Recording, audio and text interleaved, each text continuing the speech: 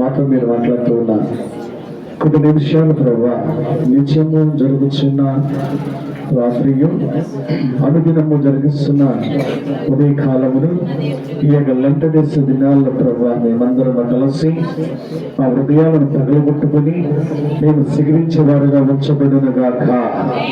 తండ్రి, ఈరోజు మీరు మాట్లాడుతున్న ప్రత్యేక అనుదినము ప్రభా వాక్య పరిసరీలు మీ దాసులుగా నన్ను బలపరచండి, మీరు మహిమ పొందండి, మమ్మల్ని దీవించమని, నిలుచున్న వారు హృదయాలను తెరవమనియు, అపరాధిని దూరపరచండి, నీ సన్నిధి మాకు తోడుగా ఉంచమనియు యేసుక్రీస్తు నామములో ప్రార్థించి మనమలన్నీ అడిగి వేడుకుంటున్నాము తండ్రి.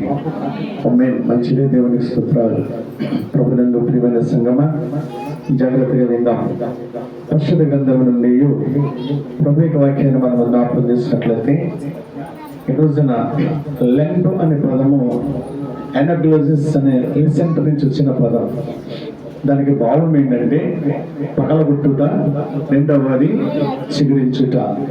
ఈ రోజు దినాల్లో మనం గమనించే వరకు విందాం. ప్రభునందు ప్రియమనేటి ప్రియ విశ్వాస జీవితంలో మీరు కూడుకుంటున్న విధానం బట్టి మనము ఆలోచించినట్లయితే, ఈ శ్రమ దినాలు అనగా శ్రమ, అలాగా శోధన, అలాగా ఇంకా ఏదైనా మనం దాని విషయంలో మనము మరి ఇక అంటే దాన్ని ఏమంటామంటే ఇన్సెక్ట్ దూరంట్లయితే దాని విషయంలో విడుదల కాల్చేయటాన్ని హృదయాన్ని ఈ రోజున పగలగొట్టుకునగా అలాగనే స్వీకరించే జీవితం ఉండాలి. మంచిది.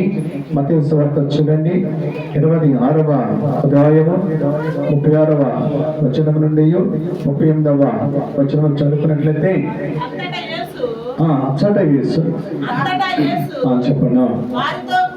ఎవరితోనంటే అక్కడ అనేక వ్యక్తులు ఉన్నారు. అంతటా యేసు వారితో కూడా గెత్సేమనే అనబడిన ఎక్కడికి వచ్చాడట? యేసుప్రభు వారు గెత్సేమనే తోట స్థలానికి వచ్చినప్పుడు, గెత్సేమనే తోట అనగా గానుగా. యేసుప్రభు వారు ఒక అలవాటు లేదట. పగలపూట అంతా పరిచయం చేసేవాడు, రాత్రిపూట ప్రార్థన చేసేవాడు. ఇది యేసుక్రీస్తు ప్రభు వారి యొక్క శిలువకు సమీపంలో రాబోతున్న దినములలో జరిగిన సంఘటన. వీరందరూ గెత్సేమనే తోటకు రాగా ఏం జరిగినది? మనందరము దేవుని సన్నిధికి రాగా ఏం జరుగుతున్నది? ఈ 40 దినాల్లో మనం దేవుని సన్నిధికి వస్తున్నాం, దేవుని మందిరానికి వస్తున్నాం. ప్రియమైన సహోదరి, గమనించండి, నీ హృదయం కూడా అలాగనే కూడా నీ వ్యక్తిగత జీవితంలో కూడా యేసయ్యతో కలిసి నీకు శిష్యులను మనం జ్ఞాపకం చేస్తున్నట్లయితే వారికి నేర్పించేవాడుగా ఉన్నాడు. హల్లెలూయా. యేసు ప్రభు